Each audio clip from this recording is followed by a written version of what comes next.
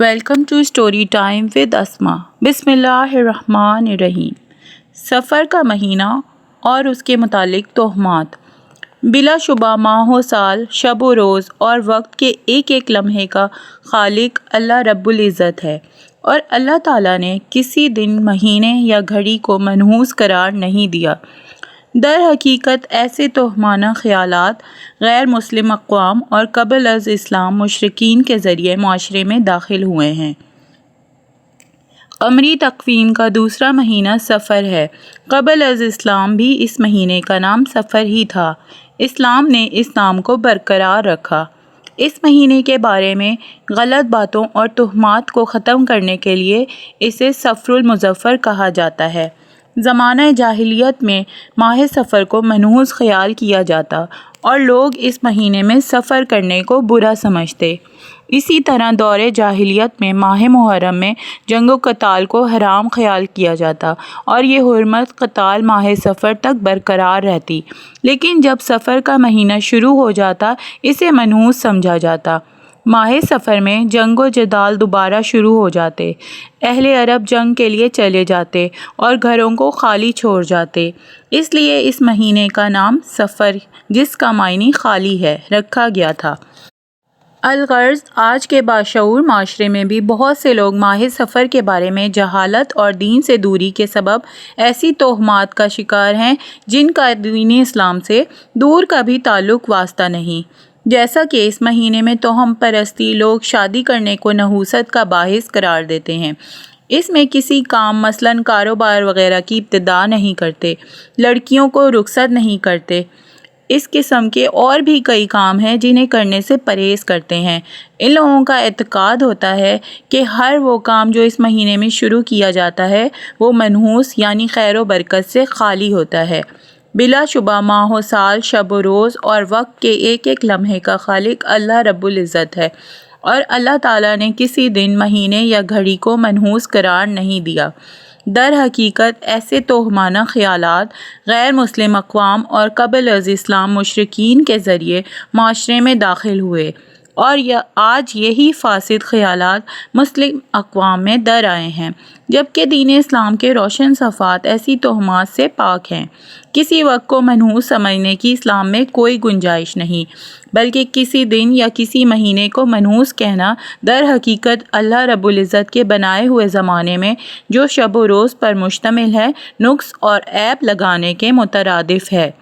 ارشاد باری تعالیٰ ہے کہ آدم کا بیٹا مجھے تکلیف دیتا ہے، وہ وقت، دن، مہینے، سال کو برا کہتا ہے، حالانکہ وقت، زمانہ میں ہوں، بادشاہت میرے ہاتھ میں ہے، میں ہی دن اور رات کو بدلتا ہوں۔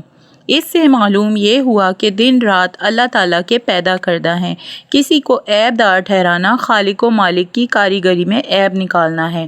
ایک حدیث میں رسول اللہ صلی اللہ علیہ وآلہ وسلم نے توکل کے بارے میں فرمایا، جان لو، اگر لوگ اس بات پر جمع ہو جائیں کہ وہ تمہیں کچھ فائدہ پہنچائیں تو وہ کچھ فائدہ نہیں پہنچا سکتے مگر وہی جو اللہ نے تمہاری تقدیر میں لکھ دیا ہے، اور اگر لوگ اس بات پر جمع ہو جائیں کہ وہ تمہیں کچھ نقصان پہنچائیں تو وہ تمہیں کچھ نقصان نہیں پہنچا سکتے مگر وہی جو اللہ نے تم پر لکھ دیا ہے۔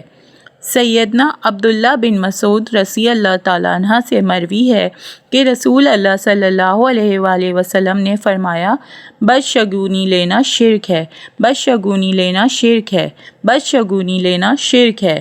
مشکات۔ ایک دوسری حدیث میں رسول اللہ صلی اللہ علیہ وآلہ وسلم نے ارشاد فرمایا، جو شخص بدشگونی کے ڈر کی وجہ سے اپنے کسی کام سے رک گیا، یقیناً اس نے شرک اصغر کا ارتکاب کیا۔ اس سے معلوم ہوا کہ بدشگونی یعنی کسی چیز کو منحوس خیال کرنا شریعت میں سختی سے ممنوع ہے، لہٰذا ماہ صفر کو منحوس خیال کرتے ہوئے اس ماہ میں شادیاں کرنے سے رکنا احادیث کے مطابق شرکی عمل ہے جس سے ہر صورت میں اجتناب ضروری ہے۔ بعض خواتین و حضرات صفر المظفر کے آخری بدھ کو عید کی طرح خوشیاں مناتے ہیں، جس کی وجہ یہ بیان کی جاتی ہے کہ جناب نبی اکرم صلی اللہ علیہ وآلہ وسلم آخری بدھ میں صحت یاب ہوئے تھے اور سیر و تفریح کے لیے باہر تشریف لے گئے تھے، حالانکہ اس دعوے کی اصل نہ حدیث میں ہے اور نہ ہی تاریخ کی کتابوں میں موجود ہے۔ برِ صغیر میں ماہ صفر کو 13 تیزی کا مہینہ بھی کہا جاتا ہے۔ ایسا کہنے والوں کا گمان یا خیال ہے کہ اس ماہ کے پہلے 13 دن بہت منحوس ہوتے ہیں۔ ان دنوں میں جادوگر، جنات اور بدروحیں کھلے عام آفات مچاتی ہیں اور کام بگاڑتی ہیں۔ ایک کہاوت یہ بھی بنائی گئی ہے کہ ان دنوں میں کوئی بیماری ہو جائے تو وہ مریض مشکل سے بچتا ہے، یا اس ماہ میں لگنے والی بیماری مہلک یا شدید ثابت ہوتی ہے، جبکہ یہ سب باتیں عوام میں پھیلا دی گئی ہیں جو کہ محض توہمات اور گھڑی ہوئی باتیں ہیں، لغویات اور بدعات ہیں اور دین حنیف میں اضافہ ہیں۔ شریعت میں ان کا کوئی جواز نہیں۔ اسلام ایک مکمل ضابطۂ حیات ہے جو ضلالت و جہالت سے مبرّہ اور دلائل و براہین سے آراستہ ہے۔ اسلام کے تمام احکام پایۂ تکمیل کو پہنچ چکے ہیں اور اس دین مبین میں خرافات اور بدعات کے لیے کوئی جگہ نہیں۔ اب کوئی نام نہاد عالم دین، مفتی یا محدث ایسا نہیں جو اس دین مبین اور صاف و شفاف چشمے میں بدعات و خرافات کا زہر ملائے، لیکن افسوس ہے کہ شیطان اور اس کے پیروکاروں نے اس دین صافی کو ضلالت و جہالت سے غلط ملت کرنے اور خرافات سے داغدار کرنے میں کوئی کسر نہیں چھوڑی۔ دین اسلام نے انسان کی ہر سطح پر کامل رہنمائی کی ہے۔ اللہ تعالیٰ کی ذات پر ایمان، اعتقاد اور توکل کا تقاضا یہ ہے کہ سب کچھ اسی سے ہونے کا یقین انسان کے قلب و ذہن میں راسخ ہو۔ کسی شے کے بارے میں بدفعلی، نحوست اور توہم پرستی کا نظریہ در حقیقت ایک غیر اسلامی سوچ اور اسلامی تعلیمات کے سراسر منافی عمل ہے۔ ہمیں یاد رکھنا چاہیے کہ ہم اپنے خالق و مالک اللہ کریم کو اس صورت میں راضی کر سکتے ہیں کہ جب ہم اس کے ارشادات اور تعلیمات کی پابندی و پیروی کریں اور شریعت و سنت کے مطابق اپنی نفسانی خواہشات اور توہمات کو کبھی ترجیح نہ دیں۔ جزاک اللہ۔